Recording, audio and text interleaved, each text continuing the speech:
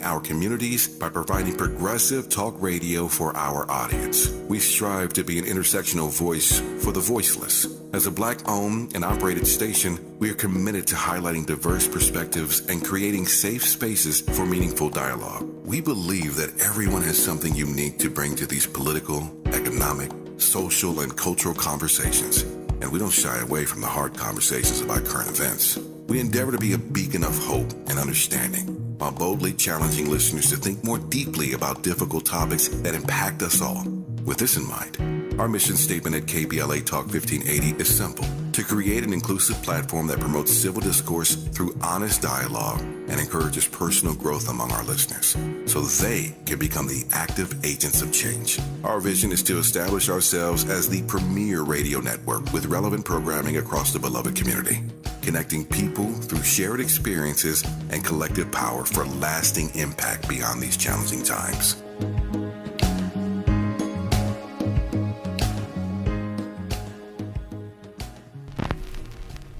America has a problem.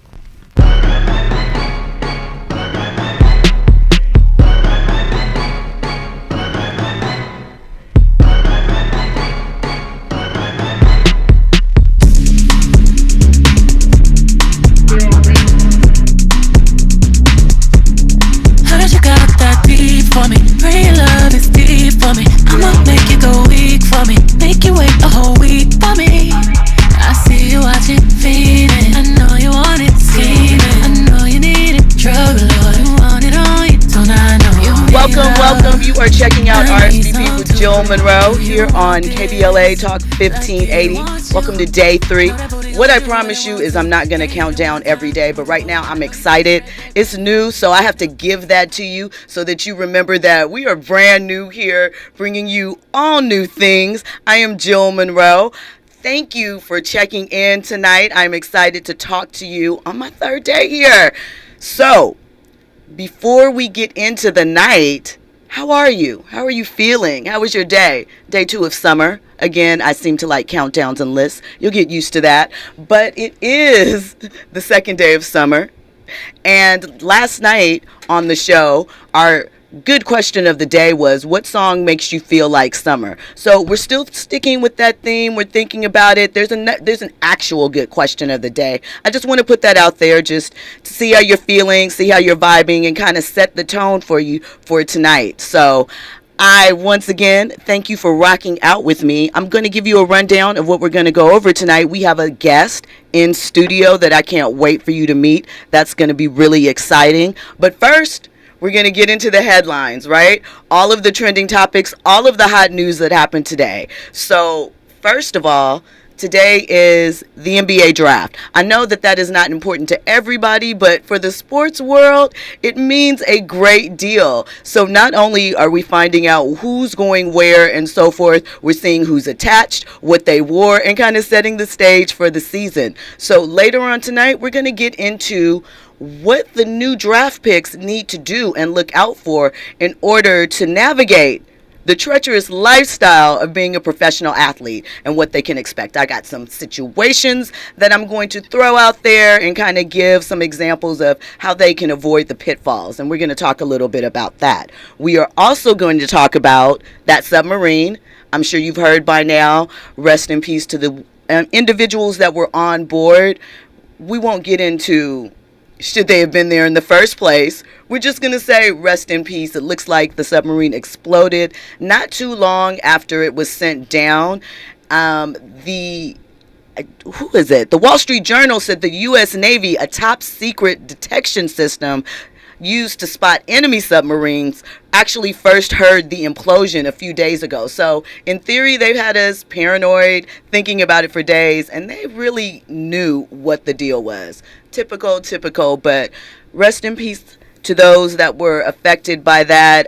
We are going to talk about rich people doing very strange things because they're bored later on tonight. That topic involves Elon Musk and Mark Zuckerberg. You know, Elon owns Twitter, Tesla. Mark owns Meta, Facebook, Instagram, and a bunch of other things. So we're going to talk about what they're up to. They have some plans that involve each other.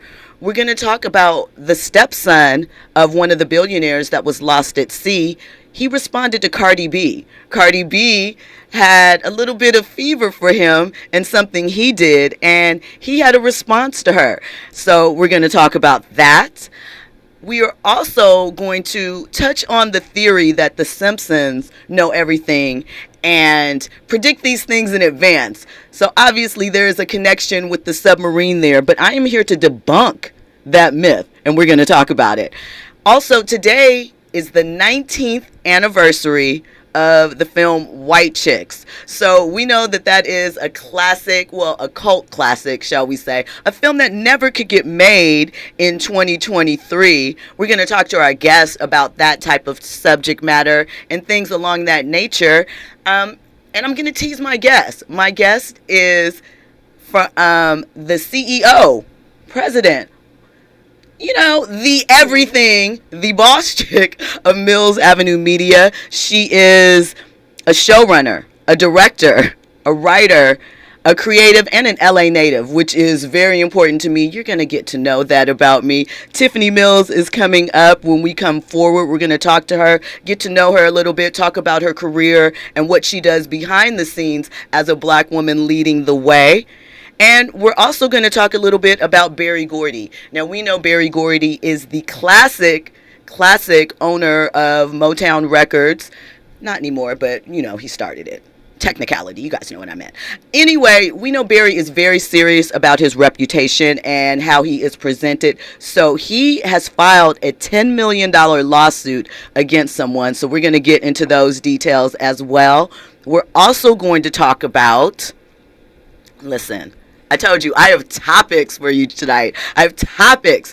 Nia Long, she has a new project coming up soon. We're going to talk about that because Nia is everybody's sweetheart, especially after the year that Nia has had. We like to give our flowers while they can still smell them. And Nia is someone, well, she's not an LA native, but she's been here long enough that we claim her. Brooklyn, you can have her a little bit, but LA is here. And I'm going to share with you the good question of the night. Actually, we're going to get into that now before we come forward. So, it's summertime, right? It's time for you to pop your collar. Do we still say that? Ooh, it's time for you to look good and be outside. So, what I want to know for you, as you are getting dressed, you are putting on your summer's finest, you know, whether that's your linen, your silk, your sundress, whatever. What is your personal theme music? Do you have personal theme music? Is there a song that just expresses how you feel and that you would have it play every time you walk into the room? We're going to talk about that. So make sure you are locked in, ready for those topics. The phone lines are wide open and ready for you to call and talk to us. 800-920-1580. Make sure you are hitting us up on all of our socials, KBLA 1580. And hit up the website, download the app so you can take us with us in case you're not in the car. You know, you want to go from the car to the house. Do that. And we are also live streaming on YouTube right now. So hit up the chat. We love to talk in the chat. The chat is always lit. And we'll be taking questions and comments from there. All of that and more when you come back. Oops, that's not it. When you come forward, KBLA Talk 1580. Infusing a sense of fun and entertainment in every episode. You're listening to RSVP with Jill Munroe on KBLA Talk 1580. More when we come forward. If you're a business owner or lead a nonprofit that's between 26 and 49 employees, please listen. Blendistry is proud to announce a new program whereby small businesses and nonprofits may qualify for reimbursement of COVID sick leave expenses incurred in 2021 or 2022. This program is administered by the California Office of the Small Business Advocate. Eligibility criteria apply and funding is limited. For more information, visit COVIDPaidSick.com. If you're a business owner or lead a nonprofit that has between 26 and 49 employees, please listen. Blendistry is proud to announce a new program whereby small businesses and nonprofits may qualify for reimbursement of COVID sick leave expenses incurred in 2021 or 2022. This program is administered by the California Office of the Small Business Advocate. For more information, visit COVIDPaidSick.com. The Los Angeles Urban League helps African American and others in underserved communities achieve true social parity, economic self-reliance, and civil rights. For over 100 years, Los Angeles Urban League has ensured our communities have access to careers with living wages, opportunities to start and grow businesses, and clear pathways to personal and professional growth. Programs like BizCamp, Construction Career Academy, Bob Business Ready, and B-Warp. The Black Wealth Attainment and Retention Program are examples of the ongoing events designed to make our centennial mission to rebuild Black Wall Street right here in LA a reality. To sign up for our newsletter or to support the Los Angeles Urban League with your time, talent, and donations, visit laul.org. That's laul.org. The Los Angeles Urban League is a proud sponsor of Urban Family Focus, Saturdays at 7 a.m. on KBLA Talk 1580. KBLA Talk 1580. We've got a lot to talk about. The rent is too damn high. KBLA joins you in calling for affordable housing. The LA Tenants Union is a diverse, tenant-led movement fighting for the human right to housing for all. The LA Tenants Union demands safe, affordable housing and union rent control. They organize against landlord harassment, mass evictions, and displacement, and mobilize for the repeal of the Ellis Act and Costa-Hawkins Act. The LA Tenants Union is on a mission to strengthen tenants' political power through education, advocacy, and direct action. To get help with your eviction or other landlord-tenant issues, take action for justice, or become a member, visit latenantsunion.org. This is a community call to action from KBLA Talk 1580.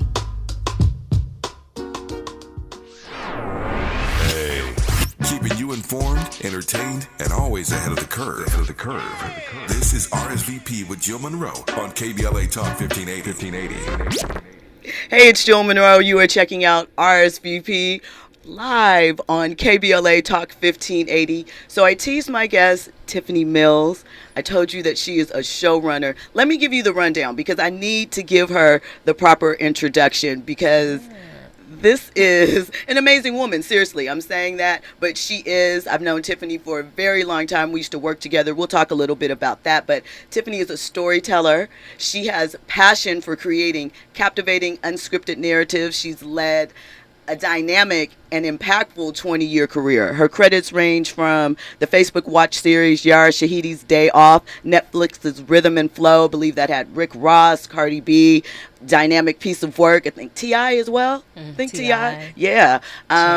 She's played a role behind the lens of some of TV's most groundbreaking shows, and her most recent project involves a trip to Africa with Gabrielle Union for her 50th birthday. Please welcome Tiffany Mills to RSVP. Oh my God.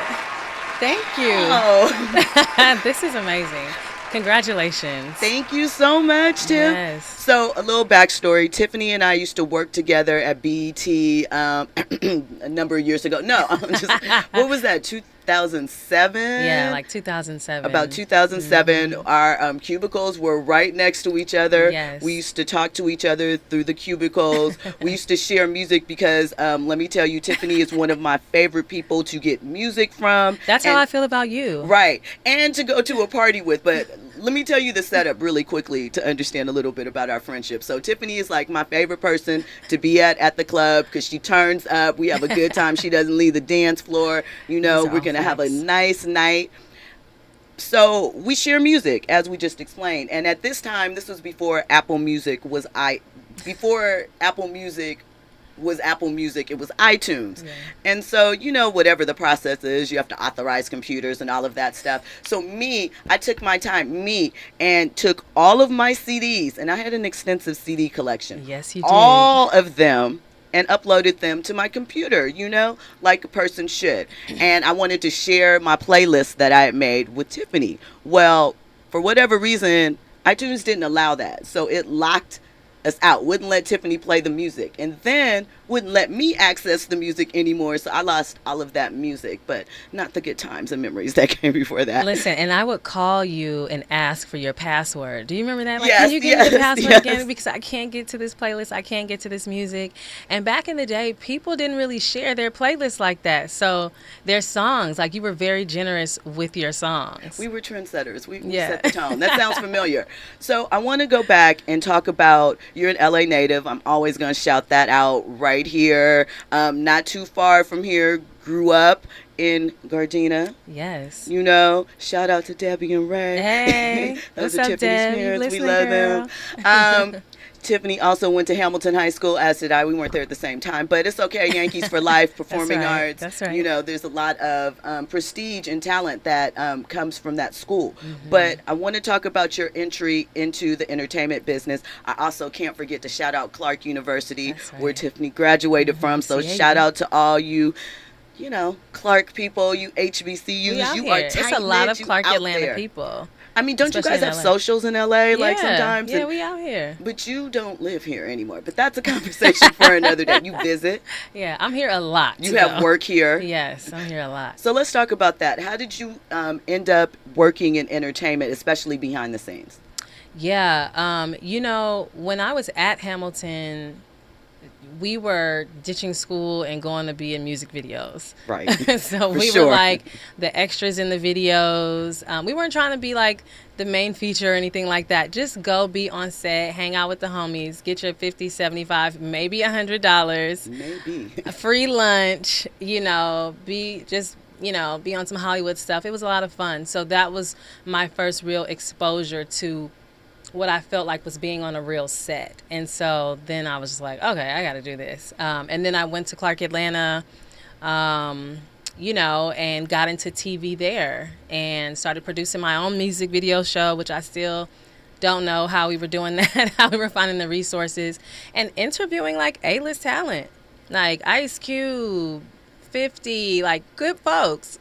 Terrible interviews, but You hadn't sharpened your interview no, skills not yet? at all, not at all. So that's where I really got started. And then from Atlanta, I went to New York after graduation, and I just always felt like I was an executive. Right. In my mind, like I was that. I was a director. I called myself all of these things already. And so even though I hadn't had a real PA job or nothing yet. And so when I did get my first PA job at VH1, when it was still a clip show, Right. I think my first show was 50 celebrity breakups or something like that. And so you have to transcribe word for word, or you know, that was my job. And I loved it. It was a dream job. You could not tell me I had not made it. I thought I was it. Okay. And that's it. You know, I just went from there. Okay. Well, really quick, I didn't ask you what your theme music would be. So when you asked this question earlier, I was thinking about it.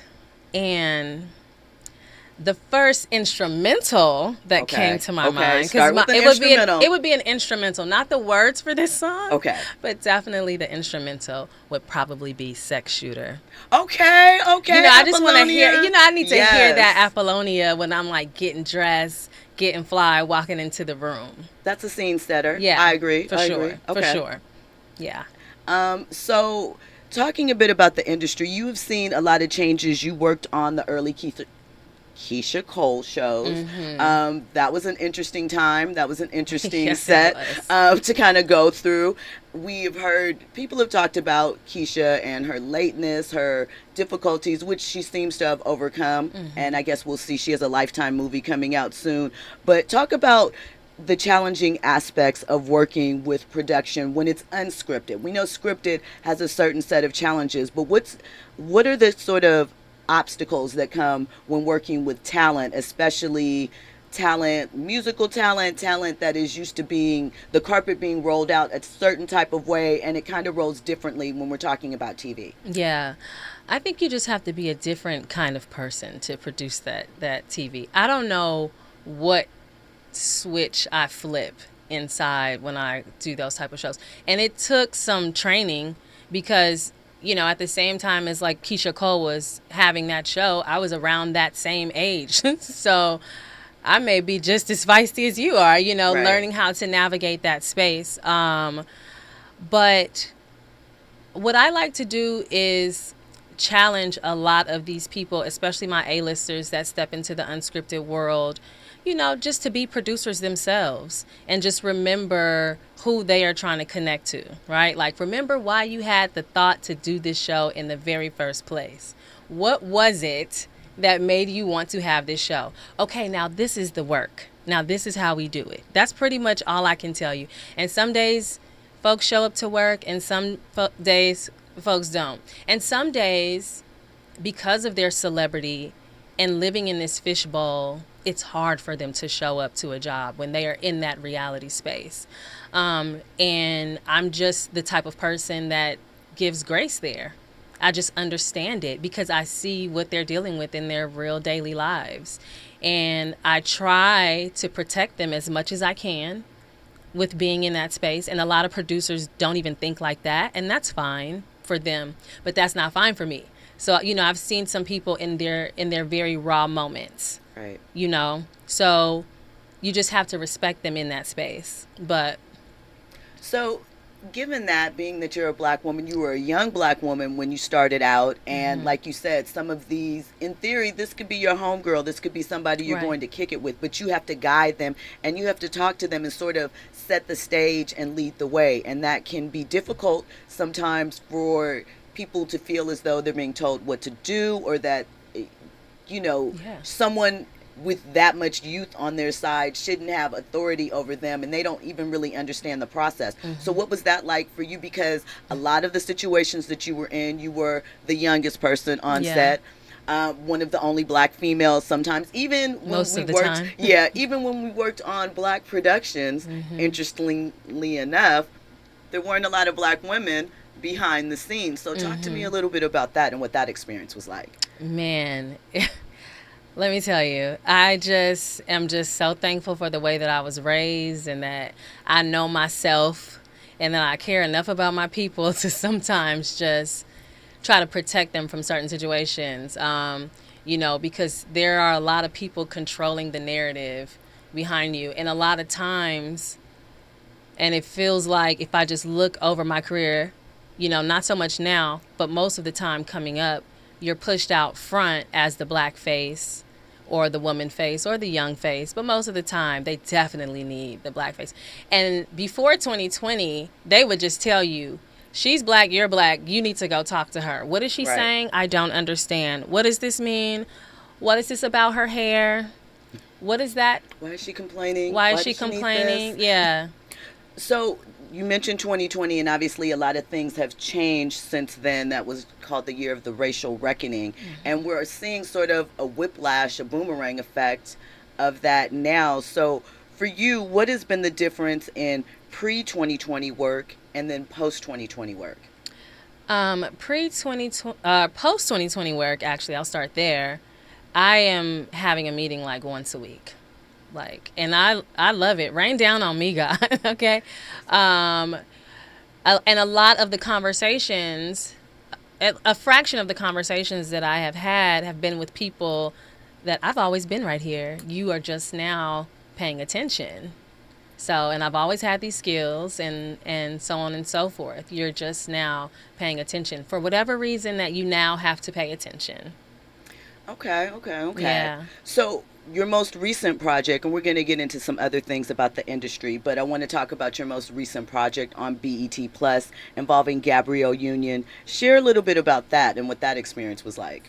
That was amazing. That was like the fact that Gabrielle Union, who we love, we all think of Gabrielle Union like she's our homegirl. You know what I mean? And so for her just to open up her space like that and let cameras in, let viewers into something that she wanted to gift for her birthday. She wanted to gift to her family the experience and that feeling that she had when she first visited the continent, and turning 50, obviously this is a milestone birthday for her. So she's overcome so many things in her life. And so she was having her own moment of, I need to celebrate myself in this way and let go of these things and usher my family into this. And so having the cameras there for that, I think someone like her, as protective as she is over her family, opening up the cameras like that, I was like, we are doing this with the utmost respect. We are going to take our time as much as we can, because obviously we're moving at a crazy pace, but it was just too important to not do it right, How does one get involved in a project like that, or projects overall? Do you come up with a concept and say, I think that this would be interesting if I could talk to individual A or celebrity 2B, and that's something that we could explore with them? Or do they come and say, hey, I kind of want to get into this space, and pick your brain and you guys collaborate or decide to? Yeah, it's kind of all of the things. I think for this was already something that they wanted to do. And I was brought in to really develop out the idea of, well, what would they do? And what would the experience be like for them visiting these different countries? She always knew that she wanted to be in Zanzibar on her birthday. So we were building around her being in Zanzibar. And so we just went from there. And I think, obviously you develop these things on paper. You come up with all of these great ideas of things you want to do, and you kind of just start putting it out there in the universe. And then the resources just started coming in, and it was just all just alignment, really, for a project like this. It was really alignment, the way all of that happened. What do you think the project that you have worked on over the course of your career was the game changer for you? So there are a couple of game changers. There was one project that I did called The Sisterhood. That was for TLC. I think it was ahead of its time and on the wrong network. But it was about first ladies of the church. Okay. And it was different types of churches. And it was based in Atlanta. And it came out at a time where all these wives shows were coming up. But those women really had some dynamic stories. And we shot that like a real reality show. But I say that show is also where I learned how to run a show. Okay. Yeah, because I was given the space to learn how to do it. You have someone that's before you that's opening the door and gives you room to learn how to do it. That's what I got from that show. Okay. So really quick, we're going to jump into one of our trending topics. We mentioned about the submarine and RSVP to those individuals, right? And rich people doing things that seem on the surface inappropriate. So I want to ask you, have you heard about what's going on with Mark Zuckerberg and Elon Musk? Okay, are they going to be cage fighting or something? They are going to be cage fighting for charity. They said they are very serious. They don't have nothing better to do. Exactly. And so what I want to know from you is, do you think that these individuals that are, in some ways very much responsible for where we are as a country, where we're headed as far as tech, do you think that they need to take themselves a little more seriously? Because you kind of look at how Elon is running Twitter. Obviously, Mark is doing what he's doing. Stocks are up, whatever. But I mean, a cage match? Do we need to see people who have so much control of our data and our life rolling around in a cage? I'm going to put a pin in that. So we're going to talk about that, our other topics, and we are going to get more from Tiffany Mills on her career, her experience, and also I'm going to ask Tiffany. I want her to think about this. I want to know what is something that is an industry standard that most people know in the industry, but the average person would be surprised about. We're going to talk about all that and more. RSVP with Jill Munroe on KBLA Talk 1580. RSVP with Jill Munroe is your go-to show for staying in the know. More engaging conversation when we come forward on KBLA Talk 1580.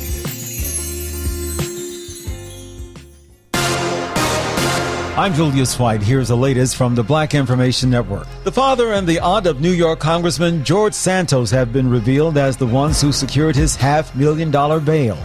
Santos was arrested in May on charges of wire fraud, money laundering, and theft of public funds. Well, the state of Maryland is taking the steps to help students address learning losses brought on by the COVID-19 pandemic. The State Department of Education announced it's joining the National Partnership for Student Success following President Biden's call for more tutors to support students in their academic recovery. And a high school volleyball player from Tennessee who lost her legs after a car hit her in downtown St. Louis, Missouri, has filed a lawsuit against the city. The crash highlighted what was seen as negligence by the city's former chief prosecutor for not keeping the driver of a stolen car in jail. I'm Julius White on your home for 24/7 News, the Black Information Network, and BINnews.com.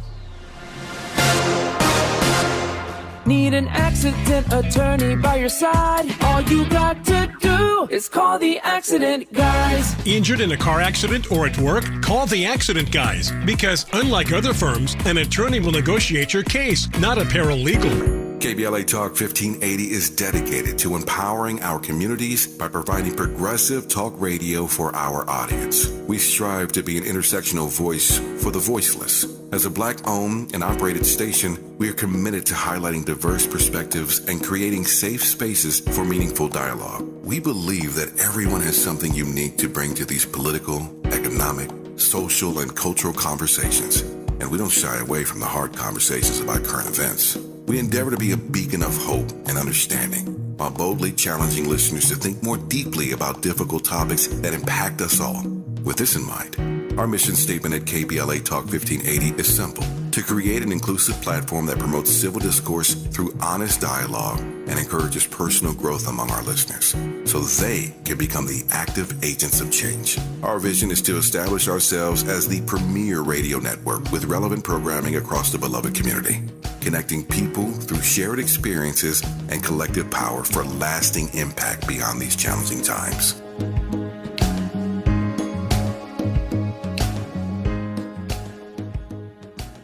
Did you know that all City of LA renters have rights? Check out these 3 facts. Residential tenants can't be evicted without reason or just cause. Eviction protection still exists for unpaid COVID-19 rental debt due before March 31st, 2023. And you have 5 days to respond to an eviction notice. 5 days. Many Angelinos may be at risk of losing their home, and that's why we want you to know your rights. Learn more at housing.lacity.org. Be informed, be protected, be at home. Some people won't give you the real talk on drugs, but it's time we know the facts. Fentanyl is killing people. It's a powerful opioid, often made illegally and commonly mixed with illicit drugs. It can even be pressed into counterfeit pills that resemble prescription medications. Just 2 milligrams, about the size of a few grains of sand, could potentially be lethal. This isn't an ad to scare you, but it is an ad to make you think twice. Get the facts. Go to realdealonfentanyl.com. This message is brought to you by the Ad Council. If your Medi-Cal is ending, Cover California is here to help. Cover California is a service from the state that helps you get affordable health insurance. In many cases, at no cost to you, just like with Medi-Cal. We have quality health plans, and we'll help you every step of the way to get the one that works for you and your family. So, if you're no longer eligible for Medi-Cal, check out Cover California. We'll keep you covered. Learn more at coveredca.com. Mom's early Alzheimer's diagnosis was hard to take. And when I left the oven on, we decided together that it was time to see a doctor and make a plan. Early detection gave us more time to seek out information and support as a family. If you or your family are noticing changes, it could be Alzheimer's. Talk about seeing a doctor together. For more information, visit alz.org/time to talk. A message from the Alzheimer's Association and the Ad Council. This is Tyrone celebrating the 75th anniversary of Black Radio, and June is Black Music Month. Brought to you by Procter & Gamble. Don't you know that I heard it through the grapevine? God must know the way to be mine. Don't you know that I heard it through the grapevine? From their first big hit in 1967, I Heard It Through the Grapevine, I always did love me some Gladys Knight and the Pips. They were a superior singing group. He's leaving on that midnight train to Georgia. To the Grammy-winning single, Love Overboard. Love overboard, love overboard. My love's in need of help. Love overboard, love overboard. I sure can't help myself. Love overboard. Let's widen all views to the resilience, joy, beauty, and vastness of the Black experience. Learn more at pg.com/widen the screen.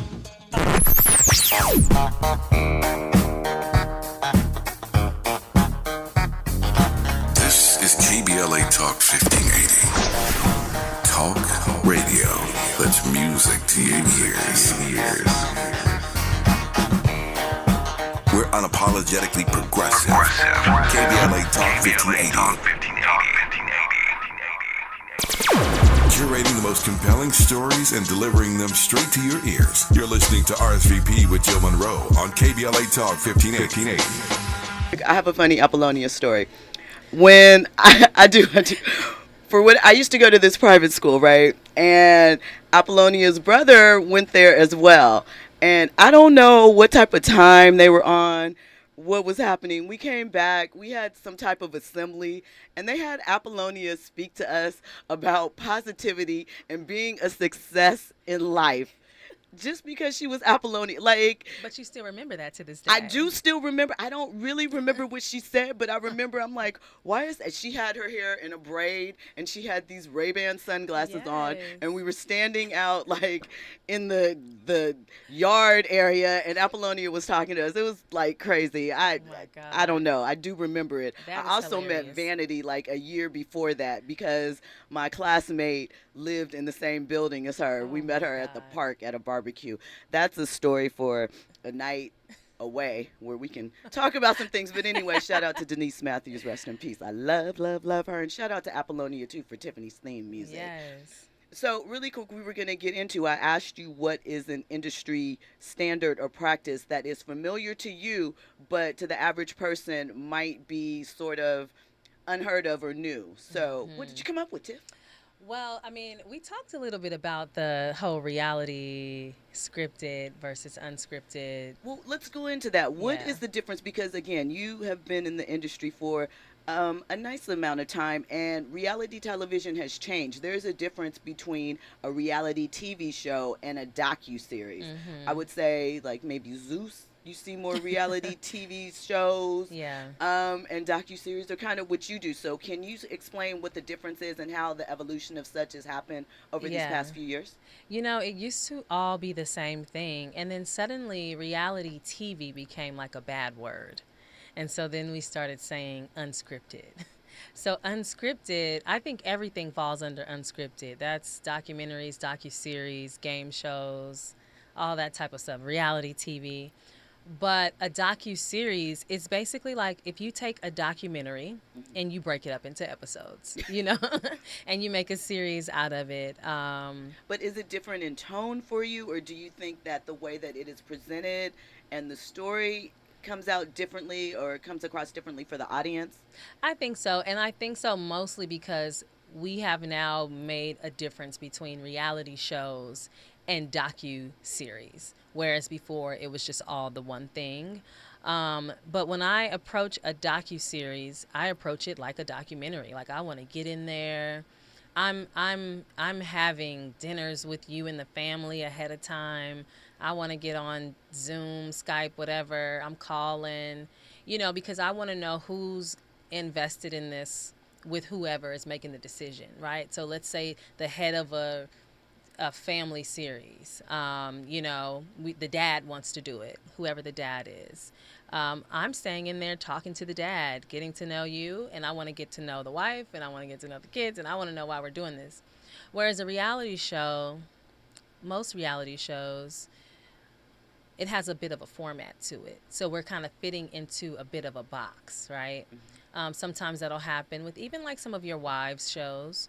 But I think every producer approaches it differently. I'm treating the reality show the same way I'm treating the docuseries.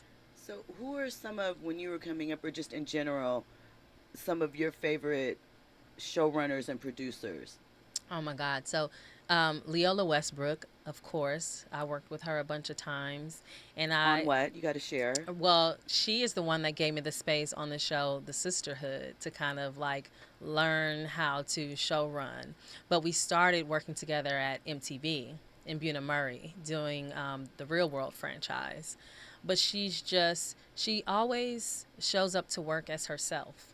And you know, kind of take it or leave it. And she's very gentle, and I just love the way that she interacts with her cast. Like, she cares about them. She also cares about making a good show for, like, the viewers and the network. So just watching her balance all of that, I loved it. Okay. So, as I've mentioned about 20 million times, you're from L.A. So how does growing up in L.A. shape your work? I mean, you know, we LA. We can't help it.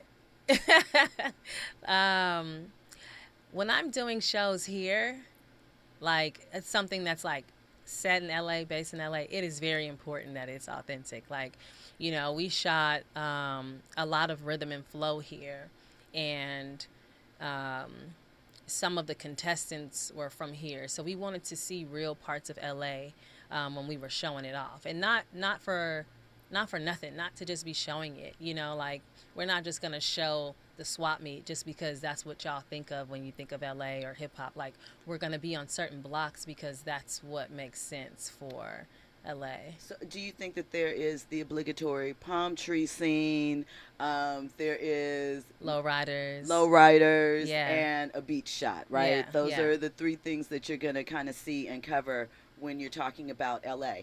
So you mentioned working with talent on different types of show, because when you're working with talent like Rick Ross, Cardi B, T.I., all names individually, and then you're bringing names like that collectively together, not for, again, a reality show, but a docuseries that has a competition aspect of it, so that brings in something else. What is it like managing all of those moving pieces and making sure that everybody feels that they are being attended to, sort of managing those egos, as well as you have contestants over here? What is that experience like? Because I imagine it's quite challenging. It can be challenging, but we really do tend to everyone, and it's like we're happy that they're there, and I don't know, we just set the vibe. I like to set the vibe on set. So what do you need before you get here is always the question, you know. So I don't think that I've run into any odd requests ever. There was not one from producer. that particular thing. I'm just saying overall in life. No, there are definitely odd requests, but you know, I personally have odd requests too. So, or specific requests. Okay, specific. We want So the odd yeah, specific. specific requests. So I can relate. You know what I mean? And like, why not? We're gonna be here all day, and I'm probably gonna ask you to do something a couple of times, especially on a show that's like, you know, like a game show type of show. So you're gonna have to give energy, right? And these contestants on like a rhythm and flow, they're out here rapping and singing and dancing and performing and creating for their livelihood. So we're gonna give them the respect. So everybody got to have good energy coming in here. I don't care if you holding the camera or if you the one getting the water or picking up the trash. Like, we got to be cool. And if something crazy is going on, then it cannot affect the people on camera. Right. Yeah. So you got to hold it down. You got to hold it down. Okay, so real quick before we come forward, you're a tastemaker. I want to know what you are listening to, what you're watching, and if you're reading anything, what are you reading right now? Yes. So I'm reading this book called The 369 Project, and I'm obsessed with it. And it's just a little bit at a time, because it's like, it's a motivational book, but it's a journal at the same time. Okay. So you're going at your pace. You're kind of, you know, it's teaching how to manifest and all these things. You're just calling all of these things into your life, and it's, you know, it's kind of Christian based, and it references the Bible a lot and just us out here in the world. Like, it's a really dope book. It was given to me by my friend Elisa. It's like the best gift I gotten in a long time. So I love that book. And what am I listening to? SZA. Okay. Listening to Tyler a lot. He gets me hype. I love Tyler, the Creator. JID. Okay. Yeah. God, I just lost it. Larry June. Are you Larry checking out Larry June, June? yes. Because I really like Larry June. Yes. Okay. I'm like, where did he come from? I pretty much just put on like a Frank Ocean or a Freddie Gibbs playlist and just let it go, and I get a lot of Larry June. Do we have any residual black eyes for Freddie Gibbs? He kind of went out sad. That's a topic for another day. We'll just talk about that later. When we come forward, we'll have more with Tiffany Mills. We will talk about the suit that Berry Gordy is threatening to file. Yes, all of this and more. And make sure you are hitting the phone lines. We would love to hear from you. 800-920-1580. 800-920-1580. Hit us up on YouTube. Our socials, KBLA 1580. You are checking out RSVP with Jill Munroe live on KBLA Talk 1580. trending topics and the hottest happenings. You're listening to RSVP with Jill Munroe on KBLA Talk 1580.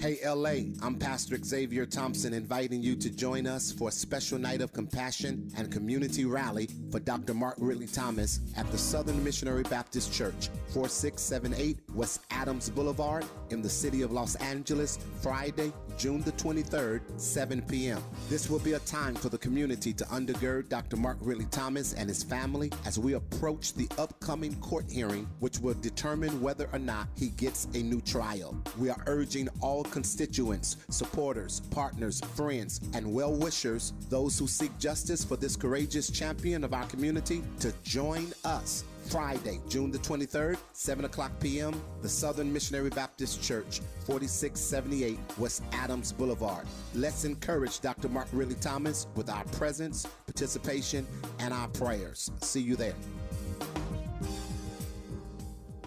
Another exciting event hosted by Malik Books, Saturday, June 24th at 2 p.m., Westfield Culver City Mall. Next up, the newly published author Aisha Harris, co-host and critic for the hit NPR podcast, Pop Culture Happy Hour. Hot off the press, wannabe reckonings with pop culture that shapes me by Aisha Harris. Join us for discussion and book signing. Moderated by Erica Kendrick, Saturday, June 24th at 2 p.m., Malik Books at Westfield Culver City Mall. Wannabe is part memoir, part critical exercise, a blend of personal experiences growing up and consuming pop culture with a thoughtful examination of issues and conundrums audiences face every day. Interracial friendships, obsessive fandom, nostalgia, and intergenerational trauma. See you at the next book signing at Malik Books. That's MalikBooks.com again. MalikBooks.com.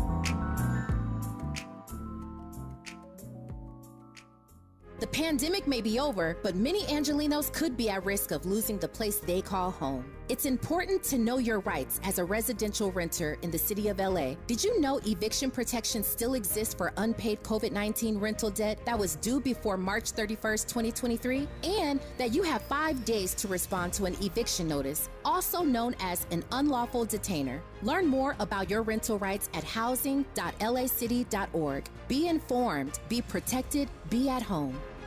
As a dentist, I know what my patients are saying when they really can't speak. She says her gums have been bleeding. Is there anything you can do? Absolutely. You can try New Crest Gum Detoxify and Restore. Yup, New Crest Gum Detoxify and Restore is professionally designed to start healing gums from day one. Right. Healthy gums, healthy mouth. Crest Gum Detoxify and Restore. Smile. Crest has you covered. Now back to more captivating conversation on RSVP with Jill Munroe. Hey, it's Jill Munroe. Thank you for rocking with us. I want to let you know about something exciting that's coming up. We have a KBLA swag bag giveaway that is coming up in the next hour. You're going to have to light up those phone lines, be caller number 2. We'll talk more about that next hour, but 800-920-1580. If I were you, I would lock it in right now because the swag bag, listen, you want it. You want it. You want it in your possession.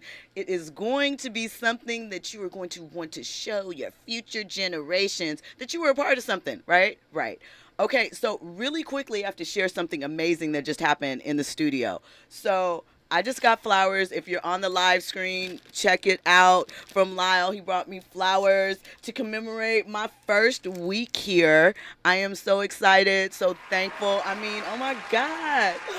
You guys, I mean, I shared with you earlier. I'm going to repeat this in case you're new here. I'm Jill Munroe, an entertainment journalist, and you are checking out RSVP with Jill Munroe, where we talk about entertainment, sports, culture, and lifestyle, all the trending topics. We have exclusive interviews, great conversation. Tonight, we are talking with showrunner Tiffany Mills. The unscripted area is where she plays in, but Tiffany, I want to talk to you a bit about your forays into the scripted arena. I know you write. I know that you direct things. I know that Mills Avenue Media has all of that in the future. So talk to me a little bit about that, what your plans or what would be your ideal scripted project to work on. My ideal scripted I love scripted. Like, I'm a big fan of sitcoms. You know, I studied the sitcoms and things like that. So probably a sitcom. I'm obsessed with Abbott Elementary. It's just so funny. I love the play on reality that those type of shows do. And I try to do my version of that on shows that I'm developing on the unscripted side. So I like sort of borrowing from scripted a lot. What about Cubicle? Is Cubicle still Ooh, we got to bring Cubicle back. So really quickly, as I shared with you, Tiffany and I worked together at BET, and one of the running jokes that we would have in the office was that somebody amongst our group, someone was going to create a soap opera called Cubicle. And it would be about the behind-the-scenes life at BET, because it was a time. It was a moment. It was a time capsule. You'll never bring it back. For example, one of the shows that we worked on was Hell Day. Yes. And I don't tell people that, by the way. I know, but I just told it for you because we did, and my name is on it, your name is on it, so we got to claim it. We started somewhere, and look at us now, right? Look at us now. But share a little bit, because that's an example of something that we were all like, what's about to happen? I remember being in the office when I guess the pilot came in for the first season. And Reggie Hudlin, shout out to the God, Reggie Hudlin. We love Reggie. We love you, Reggie. I went into his office to watch it, and my mouth hit the floor. I had to be about maybe like 26, 27, somewhere like that. And my mouth hit the floor, and he was like, "What do you think?" And I was like, I think people are going to write letters. And he was like, "Great." And I was like, "Huh?" He was like, "That's a great thing." That show was... It was really popular. It really did take off. And he was absolutely right in that assessment. But one of the interesting things that I think we learned, or at least I learned while we were at BET, was sort of the dichotomy of a viewer, where they think they know what they want, but sometimes they maybe really don't. Because what we were faced with a lot of the time as far as with programming is that people always say they want uplifting things. They want to be focused. They would yell at us all the time, "Why isn't Teen Summit back on the air?" Right. And all of these things like that. And what we knew is that Teen Summit did not get great ratings. Yeah. And as much as people would say they wanted certain shows and certain type of programming, they wouldn't show up for it. They wouldn't. And I was the young person at BET. I don't even understand how I was allowed to sit in on the meetings at the boardroom table. That big boardroom That big table. boardroom table. And I would get in there and ask very young, green questions to Deborah Lee when she came to town. I know you remember. Oh my gosh, we'll talk about that one day. We don't need to talk about that one day. I still think of every time I see Miss Lee out someplace, and it's nothing bad. Like, so we don't want you guys to think that. No, it's it was just my greenness is what's funny. We were just like, okay, there's Miss Deborah Lee, and we just had a moment. It's not important now. We'll share that later. We'll just keep that tucked. We'll keep it a little tucked. Really quick, I want to remind you guys that we will be giving away a KBLA. Let me slow down because I'm excited. KBLA swag bag. So you have to be caller 2. The phone lines are 800-920-1580. Lock that in. Get ready to call us. Get the bag. Get the bag. Let's go. So T Mills, tell me, if you could cast the ultimate docuseries, what would it be about and who would it involve? Oh my God. It's probably going to be something music related. You know, for me it'd probably be like Beyonce. Something with the Carters. Something with the Carters. Oh, that would be amazing. But from the perspective of their children. Okay. Like, you know, from the I just love watching what Blue is doing at the age that she's doing it, that she gets to do it. Just if you have any interest in like arts, dance, whatever, and a kid gets to do it, and your mama is Beyonce and she lets you get on stage, like, that's fun. Shout out to nepotism. Okay, I believe in it. Nepotism. Hello. Listen, it works sometimes. I mean, and that's the interesting thing. We talk a lot about it, and we know the downside of it. But I think nepotism for us is something that we need to get more comfortable with. Yeah. We deserve that. We deserve to put our kids on. Why can't we put our kids on? Absolutely. You know? Like, come on, let's go. So I think it would be that. I think it would be some sort of unscripted docu-something, but from the perspective of Blue Ivy. Okay. And it would incorporate very beautiful artsy shots because I'm a nerd, and it would also incorporate animation because she's a kid, and that sounds fun. Okay, so it would be a mix. I like that. Yeah, I would love to see but something still like that. kind of unscripted. Right. You know? So, off the cuff. Yeah. Okay, so I mentioned Berry Gordy and a potential $10 million, well, he has filed a $10 million lawsuit. It is over a film that was released earlier this year called Spinning Gold. What Spinning Gold is, it is a autobiographical, well, I shouldn't say autobiographical. It's based on the story of a guy named Tim Bogart who started Casablanca Records. Well, let me back up. Neil Bogart is Tim Bogart's dad, okay?